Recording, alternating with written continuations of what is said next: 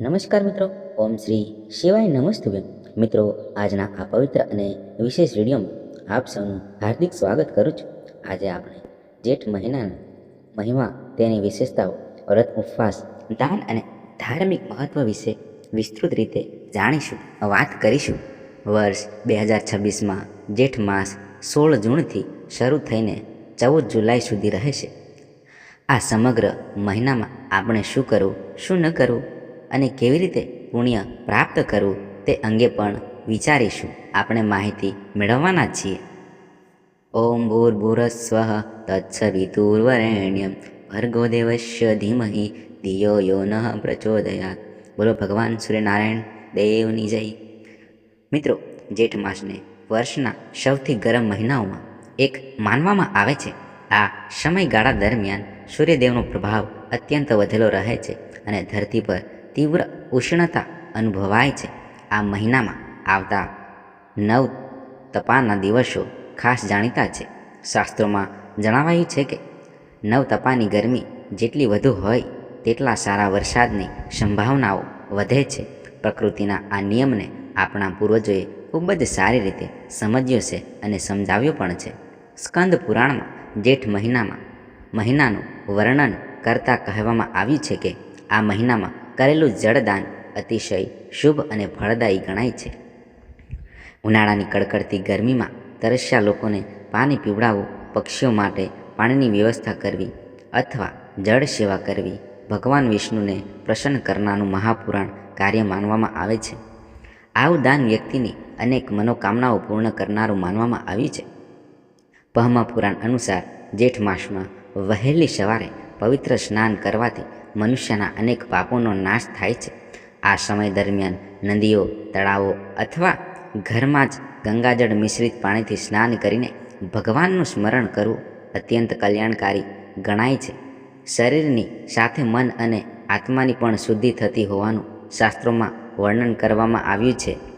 ભવિષ્ય પુરાણમાં જણાવે છે કે જેઠ માસ દરમિયાન કરાયેલો ઉપવાસ, જપ તપ અને ભગવાનની ભક્તિનું વિશેષ મહત્વ હોય છે. આ મહિનામાં શ્રદ્ધાપૂર્વક કરવામાં આવેલી સાધના મનુષ્યને અક્ષય પુણ્ય પ્રદાન કરે છે અને મોક્ષના માર્ગને સરળ બનાવે છે. તેથી આ સમયગાળામાં શક્ય હોય તેટલું સાત્વિક જીવન જીવવું અને ધર્મ કર્મમાં મન લગાવવું જોઈએ. આપણા હિન્દુ પંચાંગમાં કુલ 27 નક્ષત્રોનું વર્ણન કરવામાં આવ્યું છે. તેમાં જ્યેષ્ઠા નક્ષત્રને વિશેષ સ્થાન આપવામાં આવ્યું છે. જ્યેષ્ઠા નક્ષત્ર 18મું નક્ષત્ર ગણાય છે અને તેનો અર્થ થાય છે કે શ્રેષ્ઠ, સૌથી મોટું, વડીલ અથવા અગ્રસ્થાન ધરાવનાર. આ નક્ષત્ર આકાશમાં વિશિષ્ટ તારાઓના સમૂહથી બનેલું છે અને તેનો સંબંધ વૃશ્ચિક રાશિના એક ભાગ સાથે માનવામાં આવે છે. આ કારણસર જ્યેષ્ઠ નક્ષત્રને ગૌરવ અને પ્રતિષ્ઠાનું પ્રતીક પણ કહેવામાં આવે છે. પૌરાણિક કથાઓ અનુસાર 27 નક્ષત્રનો દક્ષ પ્રજાપતિની પુત્રીઓ માનવામાં આવે છે અને તેમના લગ્ન ચંદ્રદેવ સાથે થયા હતા. આ તમામ નક્ષત્રોમાં જ્યેષ્ઠ નક્ષત્રને વિશેષ મહત્વ પ્રાપ્ત થાય છે. જેઠ માસનું નામ પણ આ જ જ્યેષ્ઠા નક્ષત્ર પરથી પડ્યું હોવાનું માનવામાં આવે છે. તેથી આ મહિનાને આધ્યાત્મિક ઉન્નતિ, દાન, તપ અને ભક્તિ માટે અત્યંત શુભ માનવામાં આવે છે. મિત્રો, જેઠ માસ દરમિયાન સૂર્યનારાયણની ઉપાસના, જળદાન, ગૌ સેવા, પક્ષીઓને દાણા પાણી આપવું અને જરૂરિયાતમંદોને મદદ કરવી વિશેષ ફળદાયી ગણાય છે. આમ આ સમગ્ર મહિનો ધર્મ, પુણ્ય અને સદકર્મો દ્વારા જીવનને પવિત્ર બનાવવાનો અવસર છે. પૌરાણિક કથાઓ મુજબ ચંદ્રદેવના લગ્ન દક્ષ પ્રજાપતિની 27 પુત્રીઓ સાથે થયા હતા. આ તમામ નક્ષત્ર સ્વરૂપ બહેનોમાં જ્યેષ્ઠા સૌથી વડીલ, સમજદાર અને વિશેષ ગુણો ધરાવતી માનવામાં આવતી હતી. તેણી પોતાની બુદ્ધિમત્તા, કાર્યકુશળતા અને પ્રતિષ્ઠા માટે જાણીતી હતી. જ્યેષ્ઠા નક્ષત્રના અધિષ્ઠતા દેવરાજ ઇન્દ્ર છે, જે દેવતાઓના રાજા અને શક્તિ, સત્તા તથા ગૌરવના પ્રતીક ગણાય છે. તેથી જ્યેષ્ઠા નક્ષત્ર અને જેઠ માસ દરમિયાન ઇન્દ્રદેવ તથા વરુણ દેવીની આરાધના કરવાનું વિશેષ મહત્વ જણાવાયું છે. લોકો સારા વરસાદ અને સમૃદ્ધ પાકની કામના સાથે આ ઉપાસના કરે છે. જ્યોતિષશાસ્ત્ર અનુસાર જ્યેષ્ઠા નક્ષત્રમાં જન્મેલા લોકો સામાન્ય રીતે આત્મવિશ્વાસી, બુદ્ધિશાળી, પ્રભાવશાળી અને નેતૃત્વ ક્ષમતા ધરાવતા હોય છે. તેઓ પોતાના કાર્યક્ષેત્રમાં આગેવાની લેતા હોય છે અને સમાજમાં માન સન્માન પ્રાપ્ત કરે છે. આવા લોકો પોતાની મહેનત અને નિર્ણય શક્તિથી સફળતા હાંસલ કરવામાં આગળ રહે છે. જેઠ મહિનાની પૂર્ણિમાના દિવસે ચંદ્ર જ્યેષ્ઠા નક્ષત્રમાં સ્થિતિ હોય છે, તેથી આ મહિનાનું નામ જ્યેષ્ઠ માસ અથવા જેઠ માસ પડ્યું હોવાનું માનવામાં આવે છે. જ્યોતિષીય માન્યતાઓ મુજબ જ્યેષ્ઠા નક્ષત્રને ગંડમૂળ નક્ષત્રોમાં સ્થાન આપવામાં આવ્યું છે. તેથી આ નક્ષત્રમાં જન્મેલા બાળકો માટે શાંતિ વિધિ કરવાની પરંપરા છે. માન્યતા છે કે આ વિધિથી બાળકના જીવનમાં સુખ, સમૃદ્ધિ અને સારા સ્વાસ્થ્યનો આશીર્વાદ પ્રાપ્ત થાય છે અને સંભવિત દોષોનું નિવારણ થાય છે. હવે વાત કરીએ કે જ્યેષ્ઠ માસ દરમિયાન કયા દેવતાઓની ઉપાસના કરવામાં આવે છે. આ મહિનામાં મુખ્યત્વે ભગવાન વિષ્ણુ અને માતા લક્ષ્મીની પૂજા કરવામાં આવે છે. તેનું એક મહત્વનું કારણ નિર્જળા એકાદશી છે, જેને ભીમ એકાદશી તરીકે પણ ઓળખવામાં આવે છે. વર્ષભરની એકાદશીઓમાં આ એકાદશીનું વિશેષ સ્થાન છે અને આ દિવસે ભગવાન વિષ્ણુની ભક્તિ તથા ઉપવાસનું વિશેષ ફળ પ્રાપ્ત થાય છે. જેઠ માસમાં સૂર્યનારાયણની આરાધનાનું પણ ખૂબ જ મહત્વ છે. આ સમય દરમિયાન સૂર્યદેવ પોતાના પ્રચંડ તેજ સાથે પ્રકાશિત રહે છે. તેથી સવારના સમયે તાંબાના પાત્રમાં જળ લઈને તેમાં થોડું કંકુ ઉમેરી ઓમ સૂર્યાય નમઃ મંત્રનો જાપ કરતા સૂર્યદેવને અર્થી અર્પણ કરવામાં આવે છે. એવી માન્યતા છે કે આ ઉપાસનાથી આરોગ્ય સારું રહે છે, શરીરમાં ઉર્જા વધે છે અને જીવનમાં તેજસ્વીતા આવે છે. આ ઉપરાંત દેવરાજ ઇન્દ્ર અને વરુણ દેવની પૂજા પણ આ મહિનામાં વિશેષ રૂપે કરવામાં આવે છે, કારણ કે જ્યેષ્ઠ માસ પછી અષાઢ મહિનાથી ચોમાસાની શરૂઆત થવાની હોય છે. વરસાદના અધિપતિ તરીકે ઇન્દ્રદેવ અને જળના દેવતા તરીકે વરુણ દેવને પ્રસન્ન કરવા માટે લોકો વિવિધ પૂજા અર્ચના અને પ્રાર્થનાઓ કરે છે, જેથી સારો વરસાદ પડે અને પ્રકૃતિમાં સમૃદ્ધિ આવે. જેઠ માસ દરમિયાન ગંગા દશેરાનો પાવન ઉત્સવ પણ ઉજવવામાં આવે છે. પૌરાણિક માન્યતા અનુસાર આ દિવસે ગંગાજી સ્વર્ગમાંથી પૃથ્વી પર અવતર્યા હતા અને લોક કલ્યાણ માટે પોતાની પવિત્ર ધારા વહાવી હતી. તેથી આ દિવસને અત્યંત શુભ અને પુણ્યદાયી માનવામાં આવે છે. આ માસમાં આવતા મંગળવારોનું પણ વિશેષ મહત્વ છે. ઉત્તર ભારત સહિત અનેક પ્રદેશોમાં જેઠ મહિનાના દરેક મંગળવારને બડા મંગળ અથવા બુઢવા મંગળ તરીકે ઉજવવામાં આવે છે. તેની પાછળ એક સુંદર પૌરાણિક પ્રસંગ જોડાયેલો છે. માન્યતા અનુસાર ત્રેતા યુગમાં જેઠ માસના એક મંગળવારે હનુમાન અને ભગવાન શ્રીરામની પ્રથમ મુલાકાત થઈ હતી.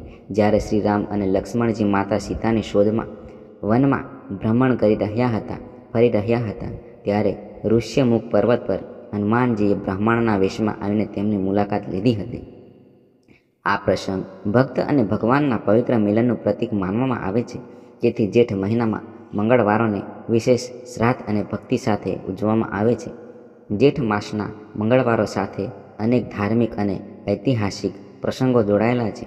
પૌરાણિક કથાઓ અનુસાર મહાભારતના સમયમાં ભીમસેનને પોતાની શક્તિનું ખૂબ અભિમાન હતું. તેમના આ અહંકારને દૂર કરવા માટે શ્રી હનુમાનજીએ એક વૃદ્ધ વાનરનું સ્વરૂપ ધારણ કર્યું હતું. કહેવાય છે કે આ ઘટના જેઠ માસના એક મંગળવારે બની હતી. તેથી જ કેટલાક પ્રદેશોમાં આ દિવસને બુઢવા મંગળ તરીકે પણ ઓળખવામાં આવે છે. લખનૌમાં ઉજવાતા બડા મંગળ સાથે એક રસપ્રદ ઐતિહાસિક પ્રસંગ પણ જોડાયેલો છે. કહેવામાં આવે છે કે 18મી સદી દરમિયાન અલીગંજ વિસ્તારમાં રહેતા નવાબ શહાદત અલી ખાનના પુત્ર ગંભીર રીતે અસ્વસ્થ થઈ ગયા હતા. અનેક પ્રયાસો છતાં સ્વાસ્થ્યમાં સુધારો ન થતાં હનુમાનજી પાસે પ્રાર્થના અને માનતા રાખવામાં આવી.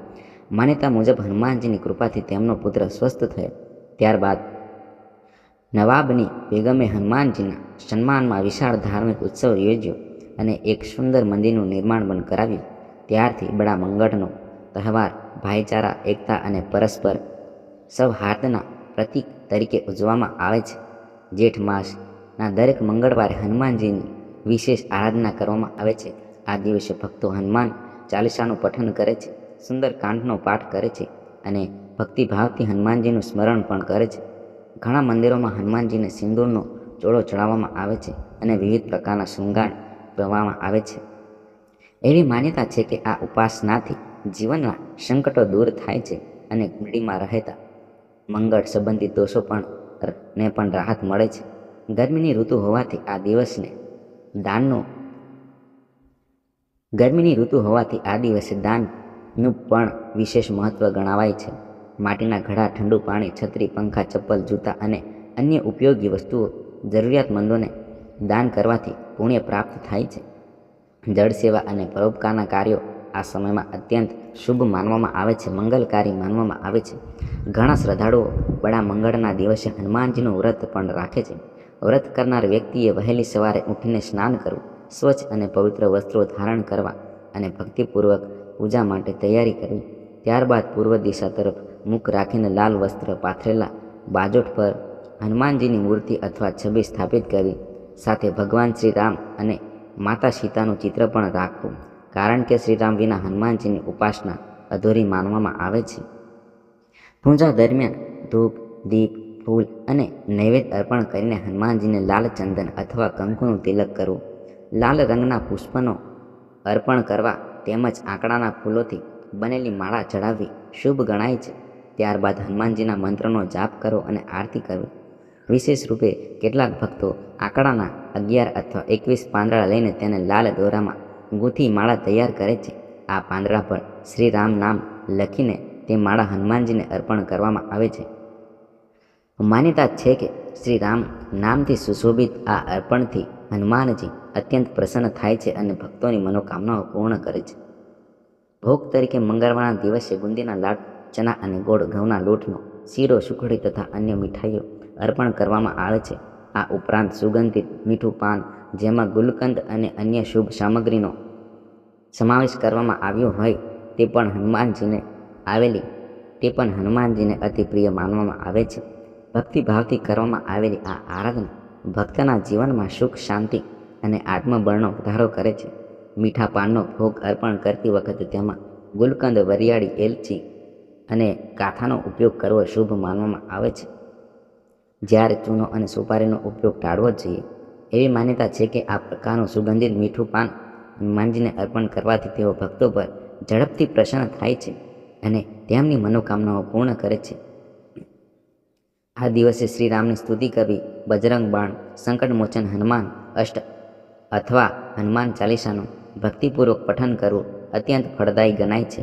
ભક્તો ઓમ હમ હનુમંતે રુદ્રાત્મકાય ફટ અથવા ઓમ હમ હનુમંતે નમઃ જેવા મંત્રોનો જાપ પણ કરી શકે છે. રુદ્રાક્ષ અથવા તુલસીની માળાથી મંત્ર જાપ કરવાથી વિશેષ પુણ્ય પ્રાપ્ત થાય છે. પૂજા પૂર્ણ થયા બાદ આરતી કરીને પ્રભુ સમક્ષ ક્ષમા યાચના કરવી અને પોતાના હૃદયની ઈચ્છાઓ ભાવભક્તિથી રજૂ કરવી. આ રીતે જેઠ માસના મંગળવારે હનુમાનજીની આરાધના કરવામાં આવે છે. હવે જાણીએ કે જેઠ માસ દરમિયાન કયા કાર્યો કરવાનું શુભ માનવામાં આવે છે અને કઈ બાબતોનું ધ્યાન રાખવું જોઈએ. જેઠ મહિનો તીવ્ર ગરમીનો સમય હોવાથી શરીરમાં પાણીની કમી ન થાય તેનું ખાસ ધ્યાન રાખવું જોઈએ. પૂરતું જળ પીવું, તરસ્યા લોકોને પાણી આપવું એ જળ સેવાનું પુણ્ય કાર્ય કરવું આ મહિનામાં વિશેષ મહત્વ ધરાવે છે. વરુણદેવ એટલે કે જળના દેવતાની પૂજા કરવી પણ કલ્યાણકારી ગણાય છે. ઘરમાં જ્યાં પીવાના પાણીનું માટલું અથવા પણિયારું રાખવામાં આવે છે ત્યાં સાંજના સમયે દીપ પ્રગટાવવો શુભ માનવામાં આવે છે.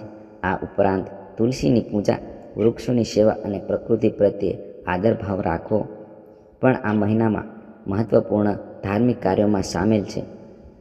પીપળો, વડ અથવા અન્ય વૃક્ષોને પાણી આપવું અને તેમની સંભાળ રાખવી પુણ્યદાયી માનવામાં આવે છે. પ્રકૃતિની સેવા એ જ પરમાત્માની સેવા છે એવી ભાવના સાથે આ કાર્યો કરવાનું શાસ્ત્રોમાં જણાવાયું છે. આયુર્વેદ અનુસાર આ ઋતુ દરમિયાન શરીરમાં ગરમી અને વાતદોષ વધવાની શક્યતા રહે છે. તેથી વધુ તીખું, તળેલું અને ભારે ભોજન ટાળવું જોઈએ. અતિ મસાલેદાર ખોરાક સ્વાસ્થ્ય માટે અનુકૂળ માનવામાં આવતો નથી. સાત્વિક અને હળવો આહાર લેવો શ્રેષ્ઠ ગણાય છે. કેટલીક પરંપરાઓમાં જેઠ માસ દરમિયાન રીંગણાનું સેવન ટાળવાની સલાહ આપવામાં આવે છે. ઉપરાંત લસણ, ડુંગળી અને રાઈ જેવા તીવ્ર પ્રકૃતિના પદાર્થોનો ઉપયોગ પણ મર્યાદિત પ્રમાણમાં કરવો યોગ્ય માનવામાં આવે છે. હવે જેઠ માસ દરમિયાન આવતા મુખ્ય વ્રતો અને તહેવારો વિશે જાણીએ. વર્ષ 2026માં જેઠ માસનો પ્રારંભ 16 જૂન મંગળવારના દિવસે થાય છે. આ દિવસથી સૂર્યનારાયણની ઉપાસના અને ગાયત્રી મંત્રનો જાપ શરૂ કરવો ખૂબ શુભ માનવામાં આવે છે. ખાસ કરીને જે પરિવારમાં મોટું સંતાન હોય તેમના માટે આ માસનું વિશેષ મહત્ત્વ જણાવવામાં આવ્યું છે. લોકમાન્યતાઓ અનુસાર જેઠ માસ દરમિયાન પરિવારમાં મોટો પુત્ર અથવા પુત્રીના લગ્ન ટાળવા જોઈએ, કારણ કે કેટલીક પરંપરાઓમાં તેને શુભ માનવામાં આવતું નથી. જો કે આ બાબત પ્રદેશ અને પરંપરા અનુસાર અલગ હોઈ શકે છે. જેઠ સુદ ચતુર્થીના દિવસે વિનાયક ચતુર્થીનું વ્રત માનવામાં આવે છે.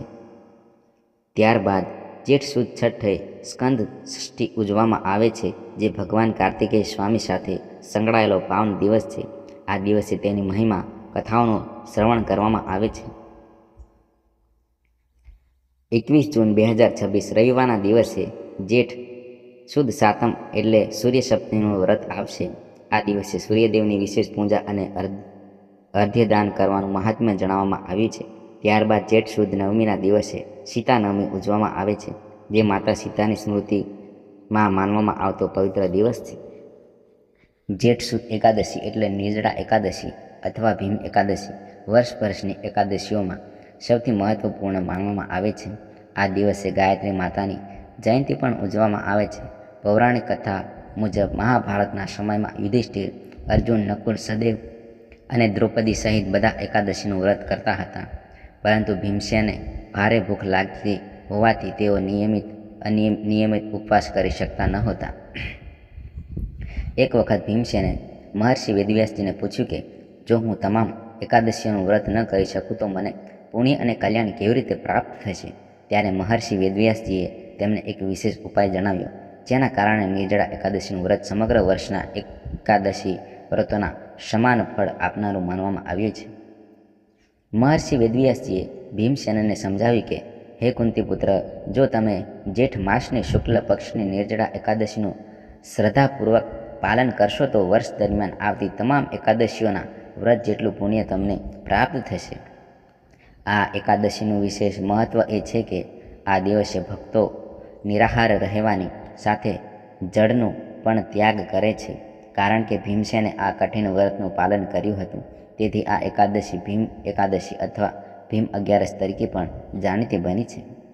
જેઠ સુદ તેરસના દિવસે પ્રદોષ વ્રતનું પાલન કરવામાં આવે છે. આ સમયથી વટ સાવિત્રી વ્રતની શરૂઆત પણ થાય છે. જેઠ સુદ તેરસ, ચૌદસ અને પૂર્ણિમા સુધી અનેક વિસ્તારોમાં વટ સાવિત્રીના ધાર્મિક અનુષ્ઠાનો કરવામાં આવે છે. આ વ્રત ખાસ કરીને સૌભાગ્યવતી સ્ત્રીઓ માટે અત્યંત પવિત્ર માનવામાં આવે છે. જેઠ પૂર્ણિમાના દિવસે સંત કબીરદાસજીની જન્મ જયંતિ પણ ઉજવવામાં આવે છે. વર્ષ 2026માં 29 જૂનના રોજ સોમવારના દિવસે આવતી આ પૂર્ણિમા સોમવતી પૂર્ણિમા તરીકે પણ ઓળખાશે. સોમવારે આવતી પૂર્ણિમાનું વિશેષ ધાર્મિક મહત્ત્વ હોવાથી આ દિવસે સ્નાન, દાન અને પૂજાનું પુણ્ય અનેક ગણું વધે છે એવી માન્યતા છે. ત્યારબાદ જેઠ વદ ચતુર્થીના દિવસે સંકટ ચતુર્થીનું વ્રત રાખવામાં આવે છે. ભગવાન શ્રી ગણેશજીની ભક્તિ અને ઉપાસના દ્વારા ભક્તો પોતાના જીવનના વિઘ્નો દૂર કરવાની પ્રાર્થના કરે છે અને મનગમતા ફળની કામના કરે છે. જેઠવદ એકાદશીને યોગીની એકાદશી તરીકે ઓળખવામાં આવે છે. આ દિવસે ભગવાન વિષ્ણુ અને માતા લક્ષ્મીની આરાધના કરવામાં આવે છે.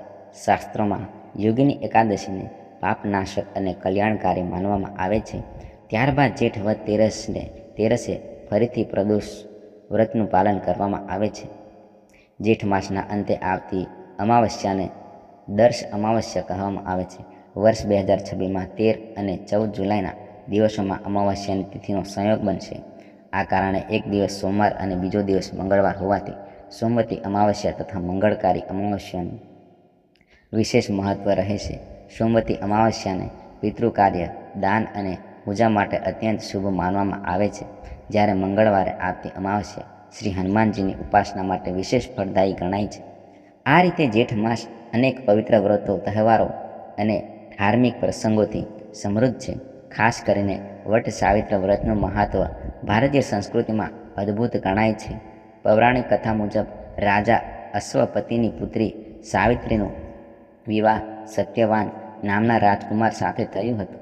સત્યવાનનું આયુષ્ય અલ્પ હોવાનું અગાઉથી જાણીતું હતું, છતાં સાવિત્રીએ તેમને પોતાના પતિ તરીકે સ્વીકાર્યા હતા.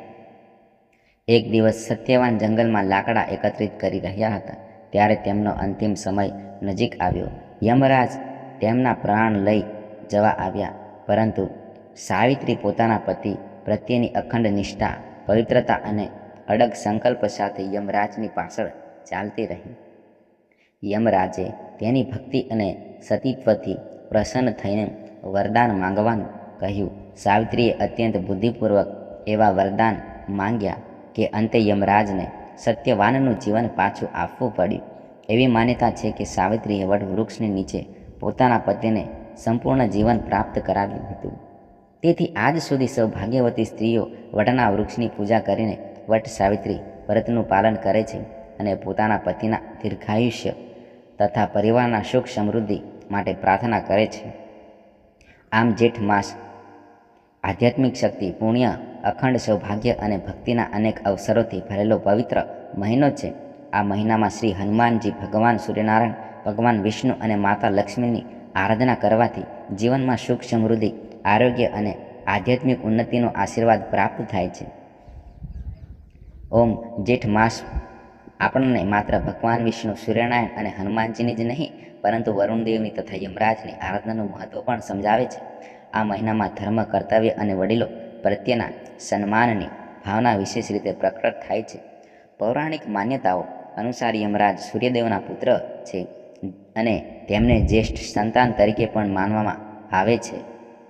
તેથી જેઠ માસમાં જ્યેષ્ઠતા એટલે કે મહાનતા, વડીલપણું, જવાબદારી અને સન્માનના ગુણોને વિશેષ મહત્વ આપવામાં આવ્યું છે. જે શ્રેષ્ઠ છે, જે વડીલ છે અને જે આદરને પાત્ર છે, તેમની વંદના કરવાનો આ પવિત્ર સમય માનવામાં આવે છે. મિત્રો, આશા રાખું છું કે જેઠ માસના મહિમા, તેના વ્રતો, તહેવારો અને ધાર્મિક મહત્વ વિશેની આ માહિતી આપને અવશ્ય ગમી હશે. જેઠ માસમાં માત્ર મંગળવારના દિવસે જ નહીં, પરંતુ સમગ્ર મહિનામાં શ્રી હનુમાનજીની ભક્તિ અને ઉપાસનાનું વિશેષ મહત્વ છે. હનુમાનજીના ગુરુ સ્વયં સૂર્યનારાયણ દેવ છે અને તેમના આરાધ્ય સ્વામી ભગવાન શ્રી રામ છે. તેથી આ મહિનામાં શ્રી રામના નામનું સ્મરણ, જાપ અને કીર્તન કરવાથી જીવનની અનેક મુશ્કેલીઓ દૂર થાય છે અને પ્રભુની કૃપા પ્રાપ્ત થાય છે, એવી માન્યતા છે. શાસ્ત્રોમાં શ્રી રામના નામની મહિમા અપરંપાર ગણવામાં આવી છે. કહેવામાં આવે છે કે ભગવાનના હજારો નામોના જાપ જેટલું પુણ્ય માત્ર રામ નામના સ્મરણથી પ્રાપ્ત થઈ શકે છે. તેથી ભક્તોએ પોતાના દૈનિક જીવનમાં રામ નામનો સમાવેશ કરવો જોઈએ. શ્રી રામના નામનું સ્મરણ મનને શાંતિ આપે છે, આત્મબળ વધારે છે અને જીવનને સકારાત્મક દિશા આપે છે. શાસ્ત્રોમાં વર્ણવાયેલ પ્રસિદ્ધ શ્લોક પણ આ જ વાતને દર્શાવે છે. રામ રામેતિ રામેતિ રમે રામે મનોરમે સહસ્ત્રનામ તતુલ્યમ રામ નામ વરાનને. અર્થાત, હે વરાનને, હું સતત શ્રી રામના નામમાં લીન રહું છું, કારણ કે શ્રી રામનું એક નામ ભગવાનના સહસ્ત્ર નામોના જાપ સમાન ફળ આપનારું છે. તો મિત્રો, ચાલો આ પવિત્ર જેઠ માસમાં ભગવાન શ્રી રામ, શ્રી હનુમાનજી, સૂર્યનારાયણ દેવ, ભગવાન વિષ્ણુ, માતા લક્ષ્મી, વરુણદેવ અને સર્વ દેવતાઓની ભક્તિ કરીને પોતાના જીવનને ધર્મ, સદાચાર અને પુણ્યમય બનાવવાનો સંકલ્પ કરીએ. બોલો ઓમ શ્રી રામચંદ્ર ભગવાનની જય, બોલો શ્રી બજરંગબલી મહારાજની જય, બોલો ભગવાન શ્રી સૂર્યનારાયણ દેવની જય, બોલો શ્રી લક્ષ્મીનારાયણ ભગવાનની જય. મિત્રો, આપનો અમૂલ્ય સમય આપી આ સમગ્ર કથા અને મહિમા સાંભળવા બદલ આપનો હૃદયપૂર્વક ખૂબ ખૂબ આભાર. પ્રભુ આપ સૌના જીવનમાં શાંતિ, સુખ, આરોગ્ય અને સમૃદ્ધિ આપે એવી ભગવાનને પ્રાર્થના. જય શ્રી રામ, જય શ્રી કૃષ્ણ.